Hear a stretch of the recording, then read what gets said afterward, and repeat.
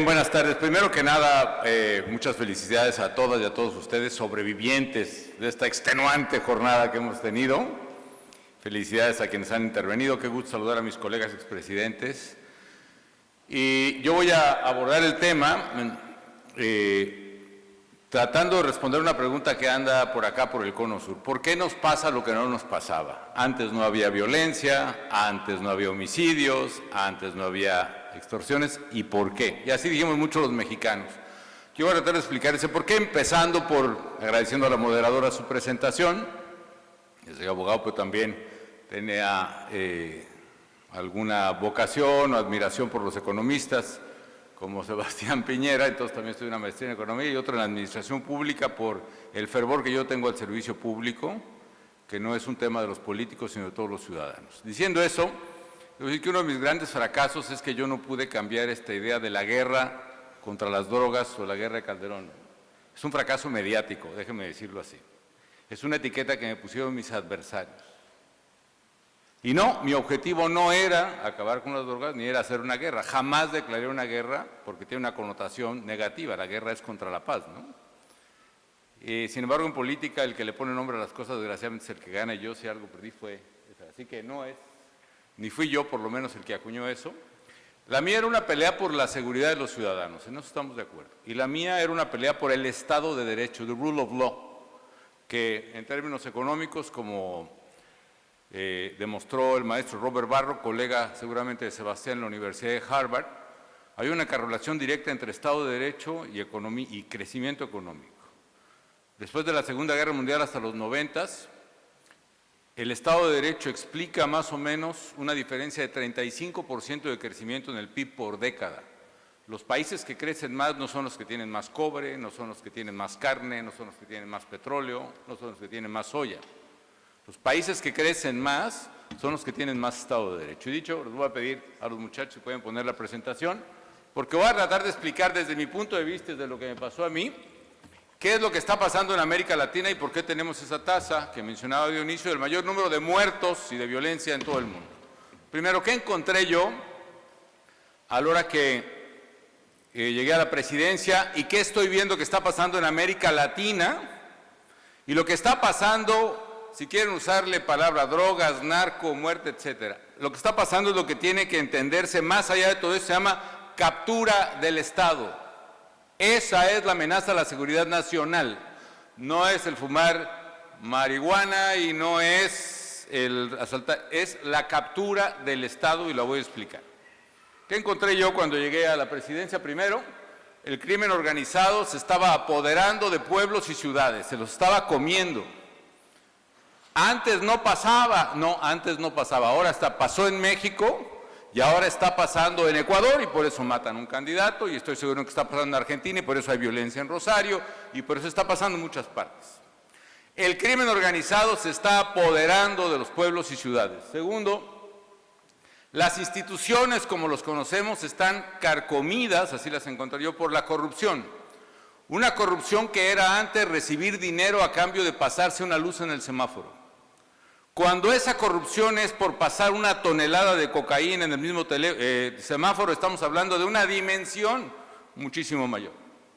Y tercero, la política de los gobiernos en México y probablemente en otras partes era una política de mirar para el otro lado. Es decir, la recomendación, el mismo recibís, con eso no hay que meterse. Mirar para el otro lado, dejarlos pasar, no pasa nada. Y por otra parte, yo vi dos procesos paralelos que hoy veo en América Latina. Por una parte, uno descendente. Las instituciones de seguridad y justicia están cayendo, están colapsándose rápidamente.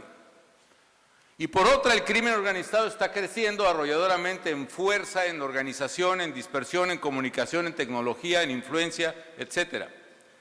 La clave es parar estos procesos y revertir esas flechas. ¿Qué son las circunstancias que había en el 2006, cuando yo entré a la presidencia? ¿Y qué es lo que siguen en América Latina que son distintas del pasado? Una, hay un nuevo modelo de negocio criminal. Yo tampoco soy empresario, como dijo Gerardo Bongiovanni, pero sí recuerdo de mis clases de organización industrial allí en el ITAM, que El valor agregado de un negocio es distinto, depende a lo que te dediques. ¿Cuál es el valor agregado en el viejo modelo?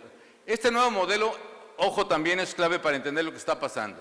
Hay una evolución relacionada a las drogas. El viejo modelo, ¿cuál es? El narcotráfico, es decir, literalmente es el tráfico de narcóticos a Estados Unidos. Ese es el viejo modelo. El nuevo modelo, ¿cuál es? Narcomenudeo. ¿Cuál es la diferencia? La diferencia es enorme. Ustedes lo sufren, ¿por qué? Porque dicen Argentina o Chile o Ecuador no están en la ruta de la coca hacia Estados Unidos. ¿Qué está pasando? Porque ese modelo ya no es el exclusivo. Ahora el nuevo modelo adicional al viejo de tráfico de drogas es la venta de drogas. ¿Cuál es la diferencia? Es un poco como exportar toneladas de café de Colombia al mundo a poner Starbucks en todo el mundo. ¿Es el mismo modelo del negocio? Por supuesto que no, puede ser el mismo café, pero el valor agregado es distinto en cada negocio. ¿Dónde está el valor agregado en el narcotráfico? Está en la logística y en el transporte. ¿Cómo transportas una tonelada de cocaína del Amazonas hacia México o de Acapulco a Tucson en Arizona? Y otro va a decir, el valor agregado está en la logística. ¿Cómo meter esa tonelada en un autobús o en un camión, en un doble fondo? Meterlo a la carretera, pasar la frontera, sobornar a un agente americano y entregarlo en Tucson. Logística y transporte, ahí está el valor agregado. Ahora, esa misma tonelada de cocaína, amigas y amigos aficionados a los números, digamos que ustedes las tienen que vender en una ciudad, la misma tonelada en bolsitas de 1 gramo. ¿Cuántas bolsitas tienen que vender? ¿Rápido? ¿Tenemos algún voluntario? ¿No? Yo les digo, 1 millón de bolsitas. Y eso, si no cortan, como se dice que es echarle un poquito de harina a la coca. 1 millón de bolsitas. No es lo mismo trasladar una tonelada en paquetes, que es logístico de transporte, a vender 1 millón de bolsitas en las esquinas o en los distribuidores de pizza cada semana o cada mes. El negocio es distinto. Entonces, la logística es de punto de venta. El concesionario de una franquicia de Starbucks necesita controlar la temperatura del café, si está el pastel de zanahoria en el mostrador, el color del stand, el estado de las sillas, el estado de los baños, el control del punto de venta, cobrar la venta de la droga en el punto de venta, es el nuevo modelo de negocio. Y eso hizo cambiar la actuación del crimen organizado. Antes, ¿qué controlaban? La ruta. Antes controlaban o la carretera, o donde ponían el barco, o donde ponen el submarino. Ahora, ¿qué controlan además de la ruta? Controlan el territorio. ¿Por qué? Porque para colocar la tonelada de café necesitas ir al puerto. Pero para vender el Starbucks necesitas un Starbucks en cada colonia, por lo menos del mercado apetecible.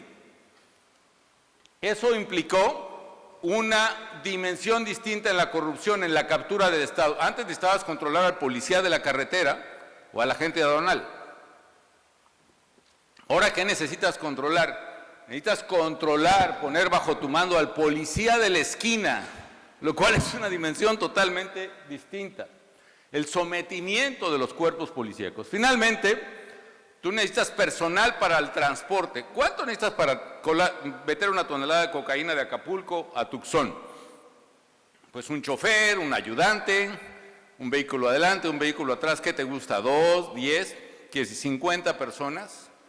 ¿Cuánta gente necesitas para vender 1 millón de bolsitas al mes? El número es de decenas de miles de personas. Hoy salió un estudio de que el crimen organizado de México emplea conservadoramente 175,000 personas. Sería como la 5ª empresa más grande del país. Es decir, emplea miles de personas, se mete en la sociedad, captura a la sociedad, ¿no? Antes, y finalmente termino esta larga explicación, esta parte, se sobornaba ¿para qué? Para que no me detengas. A mí lo que me urge es pasar sin ser visto. Ahora, ¿para qué soborno? Ahora no me importa que me detengas, yo quiero quedarme en tu colonia a vender mi droga. Eso cambia totalmente el comportamiento y hay 2 factores que yo insistiría en el factor territorial, ¿no? Oh, Dios mío. Que se soborna para quedarse, no para pasar, y se soborna para controlar territorio. Este es el nombre del juego, controlar territorios, y por eso hay una violencia que antes no teníamos. Segundo, esta variable, miren, geográficamente es esto, pero la pueden poner en América Latina. Antes era de los Andes, Estados Unidos. Esta es una ruta, la del Pacífico a la izquierda, la del Golfo a la derecha, la de Juárez en medio. Se controla una carretera, y le digo a mis amigos matemáticos y economistas, ¿cuál es la diferencia entre una línea en el mapa y una superficie en el mapa? Es una ecuación diferencial. Es decir, no es lo mismo controlar la carretera, que es esta línea de la orilla, a controlar toda la superficie de la plataforma. Antes se disputaban las rutas, efectivamente, pero ahora se disputan los territorios. Ese es el gran problema de la violencia. Y son tendencias monopólicas de este negocio que hace que la disputa por una ciudad es feroz. Y no se trata de quitar y eliminar al dealer del otro equipo, sino se trata de matarlo, y no solo matarlo, sino cortarle la cabeza y ponerla a la entrada del pueblo para que digan, este es mi territorio. Por eso la violencia que estamos viendo hoy, esta lucha y la disputa territorial es precisamente lo que está generando la violencia. Una debilidad institucional que ya mencioné. Hay otro factor, entre otras, que es cuando empiezan las matanzas de escolares en Estados Unidos, el presidente Clinton establece la Assault Weapons Ban, una ley que prohibía la venta de armas de repetición, las ametralladoras de ráfaga, los misiles, lanzamisiles, las granadas. 10 años después, en 2004, para empezar 2005, yo entré en 2006, se elimina esa prohibición y en Estados Unidos nadie hace nada por prorrogarla. ¿Por qué? Porque tanto republicanos como demócratas tienen campañas financiadas por el National Rifle Association, ¿no? Como dijo alguna película de John Reed, cuando le preguntan a un héroe de la Primera Guerra Mundial, y díganos por favor en un gran banquete de smoking, etcétera, ¿cuál es la razón de la lucha y de esta guerra? Y se para, abandona su platillo de más gana y dice, bueno, sí señor, la razón de esta guerra es el lucro. Gracias, y se sienta. Aquí, los americanos no se preocuparon por prorrogar la prohibición de armas de asalto, y desde entonces eso cambia la ecuación en favor de los criminales en términos de poder de fuego. Cuando yo fui presidente, decomisamos 185,000 armas, pistolas, fusiles, ametralladoras, lanzamisiles, granadas, millones de cartuchos, 90% vendidos en Estados Unidos.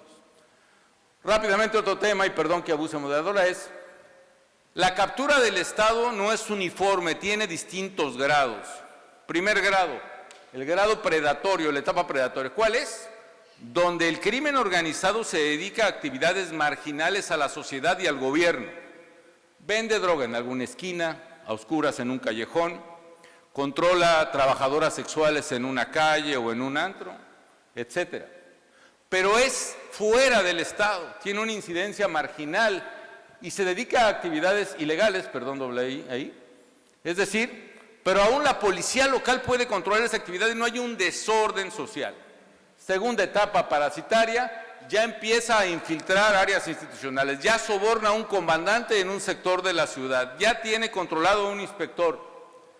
Y entonces no solo realiza sus propias actividades ilegales, sino extorsiona las actividades ilegales de otros. Es decir, yo soy el dueño de la plaza, si tú quieres controlar prostitución me vas a pagar a mí. Si tú quieres vender droga aquí, véndela, pero me vas a pagar a mí. Si tú vendes gasolina robada, el huachicol en México, me pagas. Si tú controlas inmigrantes de Estados Unidos, llévatelos, pero me pagas. ¿Por qué actividades ilegales?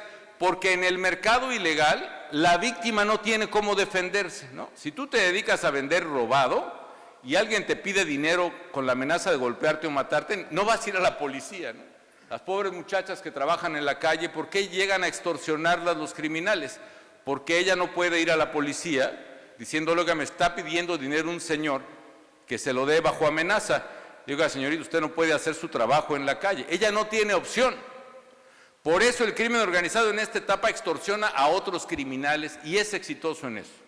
Y la tercera etapa, desgraciadamente, cuando se le deja crecer, porque esto es como un virus, una bacteria, que si no le pones la penicilina a tiempo, se va y se va y se va hasta que te acaba. La tercera es la etapa simbiótica, es decir, donde el crimen controla las instituciones de justicia. Ya no es distinguible del Estado, es el Estado. Por eso los gobiernos populistas que combatimos se identifican tanto con el crimen organizado, les conviene. Son ellos les ayudan a ganar elecciones, les ayudan a reprimir disidentes. No es la policía de Chávez la que mata a los venezolanos. Son grupos civiles armados los que matan venezolanos. No es el gobierno de López Obrador el que mata los 47 periodistas que han muerto este sexenio. Es el crimen organizado que ha matado 47 periodistas en este sexenio. No es el gobierno el que desaparece a 120,000 personas, es el crimen organizado que ha desaparecido 120,000 personas. Es decir, el problema es cuando tú vas a denunciar a la comisaría un delito y antes de que salgas te están hablando, óyeme, tú te comprometiste a no soplar y fuiste a denunciar, te vas, tú y tu familia van a pagar esto. En fin, termino rápidamente, este es el resumen. La clave de lo que está pasando en América Latina que pasó en México. Hay un cambio de modelo de narcotráfico a narcotráfico y narcomenudeo. Eso mete una variable que no teníamos antes, control territorial sobre zonas de consumo y mercado. Por eso ahora están en juego países y zonas que antes no estaban, porque son zonas de consumo, aunque no son zonas de tránsito.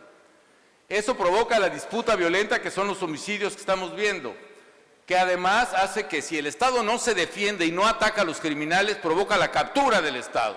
Y con la captura del Estado se refuerza el círculo de violencia, el crimen pasa a su nuevo negocio. Su nuevo negocio no es ni la droga ni la prostitución, su nuevo negocio es extraer las rentas. Hay algo muy importante, antes solo cobraban a las actividades ilegales, ¿no? Pero cuando se apoderan del gobierno y son del gobierno, su negocio es ser gobierno, su negocio es cobrar impuestos. Por eso llega un momento en que extorsionan no al que vende gasolina robada, sino al que vende gasolina legal y paga impuestos. No al que vende droga que está prohibida, sino al que vende limones, al que vende aguacates, al que vende carne. Le cobran porque es el nuevo Estado. Genera una impunidad, o sea, ¿por qué la ley funciona en un país? Mientras psicológicamente la comunidad tenga la amenaza creíble de que el que rompa la ley va a ser castigado, funciona el Estado. Ninguna policía tiene suficientes elementos ni suficientes balas para controlar a toda la sociedad. Pero toda la sociedad cree que si rompe la ley va a ser castigado, ¿no? Cuando se llega a este nivel de impunidad, se rompe la amenaza creíble y se vuelve un caos la sociedad y cualquiera pueda secuestrar, matar a su vecino, a su compañero de la prepa, etcétera, etcétera. Es cuando viene el colapso de la seguridad. Tengo finalmente lo que hicimos, son 3 ejes, los voy a dejar ahí. Combate al crimen, parece obvio, pero no lo es. En México yo perdí la batalla comunicacional porque dijeron, Calderón está loco, está combatiendo a los criminales, debió haberlos dejado. ¿Cómo les declara la guerra si lo que queremos es la paz? ¿Cuál es el lema de López Obrador hoy con el que ganó la presidencia? Abrazos, no balazos. Y el resultado es que hay el doble de muertos hoy y el doble de violencia que en los peores momentos de mi gobierno. 2, más importante, fortalecimiento de las instituciones de seguridad y justicia. No podemos tener ni las policías, ni los fiscales, ni los jueces de antes. Tienen que ser como el juez Moro, tiene que ser gente incorruptible, bien pagada, bien capacitada, con el state of the art de la tecnología. Si tienes un barrio violento, tiene que haber cámaras en cada calle de ese barrio, tiene que haber tecnólogos revisando las computadoras de ese barrio, tiene que haber computadoras e ingenieros detrás revisando los sistemas y las redes de las intervenciones telefónicas que se hagan, etcétera. En fin, nosotros, por ejemplo, en México no había base de datos de la criminalidad. Podía ser policía en un estado y tener una orden de aprehensión en el otro. No había base de datos. Creamos la plataforma México que digitalizó huellas dactilares, huellas de balística, reportes de policía, placas de los autos, etcétera, etcétera. Y eso le dio un salto en las capacidades estatales sobre los criminales. Drones, imágenes satelitales, etcétera, etcétera. Creamos una nueva policía, el elemento humano hay que cuidarlo. ¿Cuál es la clave? Control de confianza. 5 pruebas que si quieres ser policía o permanecer como policía federal es una prueba física, una prueba psicológica, toxicológica, socioeconómica y polígrafo. Todos y cada uno detector de mentiras. Todos. Y dependiendo de la materia, un año, una vez cada año o una vez cada 2 años. Hicimos la policía, en fin. La tercera es reconstrucción de tejido social, muy rápidamente. Decomisamos de un suministrador de químicos, un chino, el mayor decomiso en efectivo del mundo, $205 millones en efectivo en una casa en la Ciudad de México. Eran varios cuartos llenos de billetes. Con eso hicimos 335 centros de adicciones en el país. 10,000 espacios públicos como el que se ve ahí, recuperados, donde eran nidos de delincuencia. 1,100 preparatorias, 140 universidades públicas y gratuitas en el país, 96 nuevos campus en otras tantas, etcétera, ¿no? El resultado es, esos son los criminales, la lista de los 36 criminales más buscados en México. Al inicio de mi gobierno, ustedes pueden ver al final, en negro, cuáles fueron detenidos y algunos abatidos en la captura, casi todos. Y la unidad de inteligencia que creamos especial, totalmente aisladas en la Marina y en la Policía, capturaron 2 años después a muchos de los restantes. Bueno, ya no están ahí. ¿Qué pasó con la criminalidad? Los homicidios finalmente empezaron a reducir, 21% en el último año y medio de mi gobierno. Con el gobierno de Peña siguió esa tendencia 2 años más, pero se abandonó el esfuerzo y repuntó la criminalidad y ahora está en niveles inalcanzables. Ciudad Juárez, la ciudad más peligrosa del mundo, los homicidios bajaron 83% desde su pico. Monterrey lo mismo, 89% y así nada más. Perdón que me haya extendido, pero me parecía muy importante explicar qué hay atrás del crimen organizado, no es solo narcotráfico.